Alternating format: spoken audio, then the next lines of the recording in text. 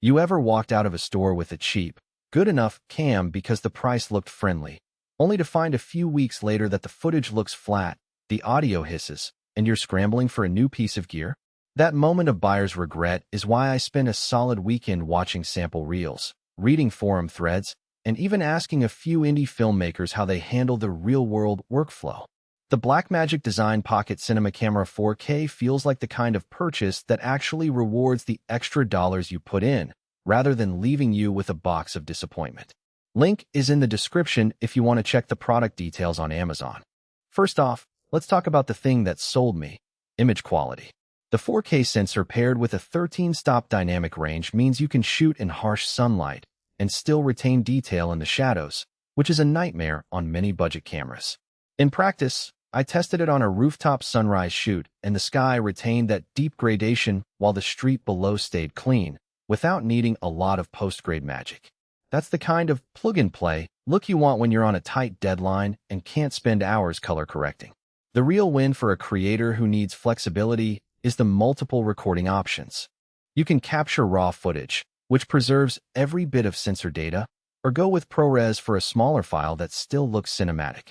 I switched between RAW for a short narrative piece where I wanted maximum latitude in post, and ProRes for a travel vlog where storage was a bigger concern. The camera lets you drop a CF Express card for RAW and a USI ISD for ProRes, swapping on the fly without rebooting. That kind of workflow freedom is rare at this price point, and it cuts down the amount of time you spend reformatting cards or juggling external recorders. File format versatility is another practical strength.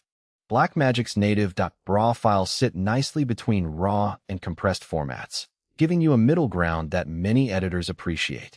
My post-production pipeline in DaVinci Resolve reads .raw straight into a timeline, and the color grading tools feel built for it.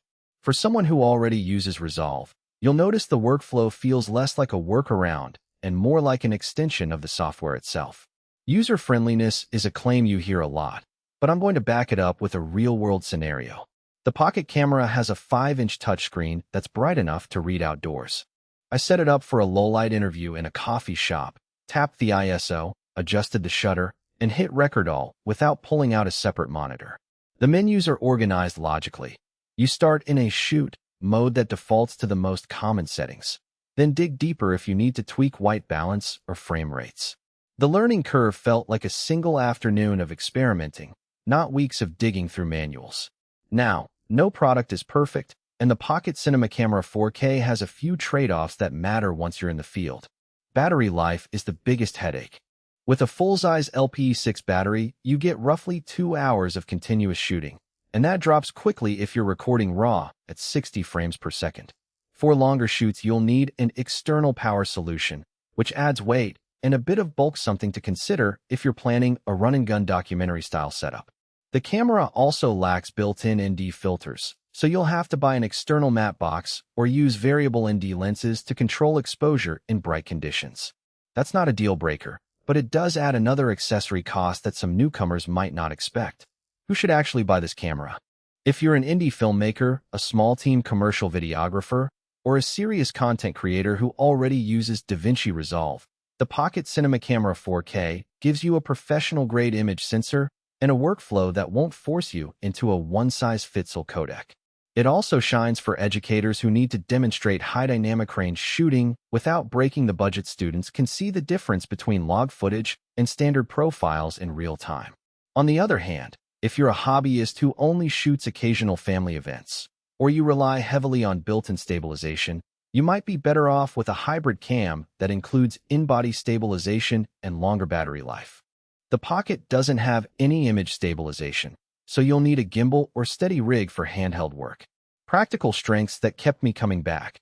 The color science feels natural, so skin tones look good right out of the camera. The dual card slots give you a safety net for critical shoots, and the ability to switch between RAW and ProRes on the fly means you can adapt to storage limits without reshooting.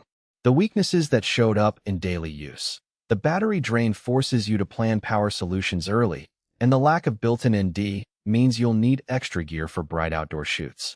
Those aren't insurmountable, but they're definitely part of the cost of cinematic quality.